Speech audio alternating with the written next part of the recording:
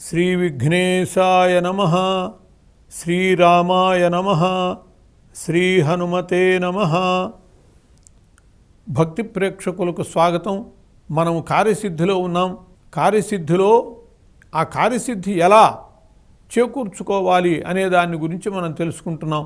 భగవద్గీతలో కార్యసిద్ధికి మార్గాలు చెప్పారు. అంటే మనం సంకల్పించినటువంటి కార్యం నెరవేరాలి అంటే బహుళమైనటువంటి ప్రయత్నం చేయవలసినటువంటి చోట పురుష ప్రయత్నానికి సాధ్యం కానటువంటి దశలో దైవానుగ్రహాన్ని పొంది దాన్ని సానుకూలం చేసుకోవటం కోసమని ఒక మార్గాన్ని చెప్పారు.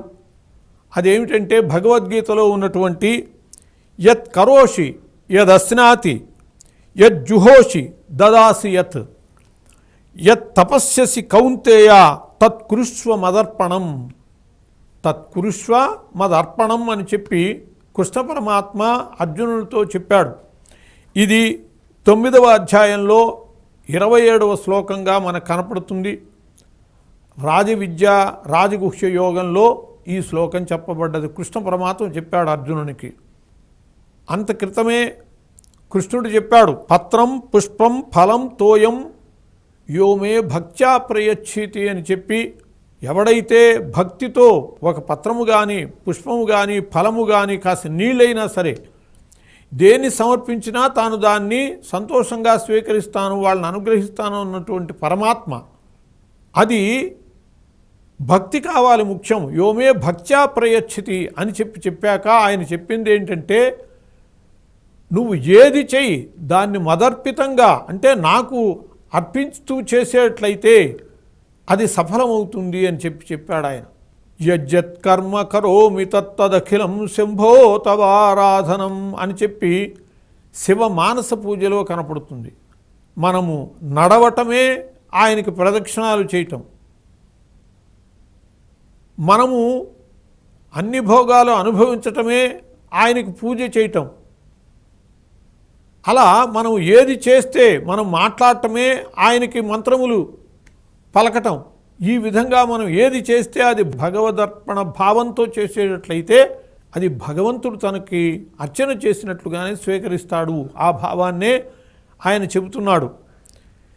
యత్ కరోషి అర్జున, నువ్వు ఏది చేస్తావో దానిని, యదస్నాతి ఏది తింటావో దానిని, యజ్జుహోషి దేనిని హోమము చేస్తావో దానిని, దదాసి యత్ దేనిని సమర్పిస్తూ ఉంటావో దానం చేస్తూ ఉంటావో దానిని, యత్ తపస్యసి దేనిని గూర్చి దేనిని తపస్సు చేస్తూ ఉంటావో ఎలా తపస్సు చేస్తూ ఉంటావో ఆ తపస్సుని తత్కురుష్వ మదర్పణం దాన్ని నాకు అర్పిస్తూ కనుక చేసేటట్లయితే, నువ్వు ఏది చేసినా నాకు అర్పిస్తున్నట్లుగా కనుక చేసేటట్లయితే దాని వలన నీకు సమస్తములైనటువంటి ప్రయోజనాలు కల్పింపబడతాయి, నేను నీకు సమస్తము చేకూరుస్తాను అని చెప్పి కృష్ణ పరమాత్మ చెప్పాడు. కాబట్టి ఈ శ్లోకాన్ని మనం మంత్రంగా కనుక జపించేటట్లయితే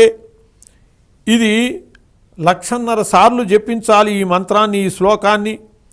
జపకాలం 50 రోజులు. 50 రోజుల లోపల 1,50,000 పర్యాయాలు ఈ శ్లోకాన్ని జపించేటట్లయితే, అంటే 1,50,000ని 50తో భాగించి ఎంత వస్తే రోజుకి అంత చేయాలి.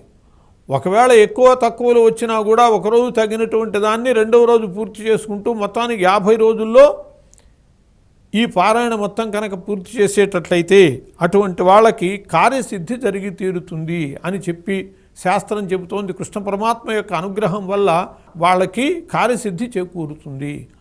ఆ దశలో పార్థసారథి అయినటువంటి కృష్ణ పరమాత్మని ధ్యానంలో ఉంచుకోవాలి. దీన్ని మనం జపిస్తూ ఈ శ్లోకాన్ని మంత్రంగానే జపిస్తూ ఏదో ధ్యాస పెట్టుకోవటం కాకుండా ఆ పార్థసారథి అయినటువంటి అర్జునుని రథాన్ని తోలుతూ ఉన్నటువంటి కృష్ణ పరమాత్మని మనస్సున భావన చేసుకుంటూ ఆయన ధ్యానం చేస్తూ ఈ మంత్రం కనుక ఈ ధ్యానం కనుక 1,50,000 పర్యాయాలు పూర్తి చేసేట్లయితే మనకి కార్యసిద్ధి చేకూరుతుంది.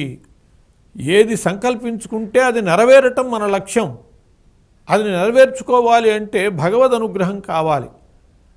అందులో కృష్ణ పరమాత్మ అనుగ్రహం ఉండేటట్లయితే దానికి తిరుగులేదు, మనం తప్పకుండా దానిలో సానుకూలం చేసుకోగలుగుతాం. కాబట్టి యత్ కరోషి యదస్నాతి యజ్జుహోషి దదాసి యత్ తపస్యసి కౌంతేయ తత్కురుష్వ మదర్పణం అని చెప్పినటువంటి ఈ శ్లోకాన్ని మంత్రంగా జపిస్తూ కార్యసిద్ధిని పొందాలి. స్వస్తి.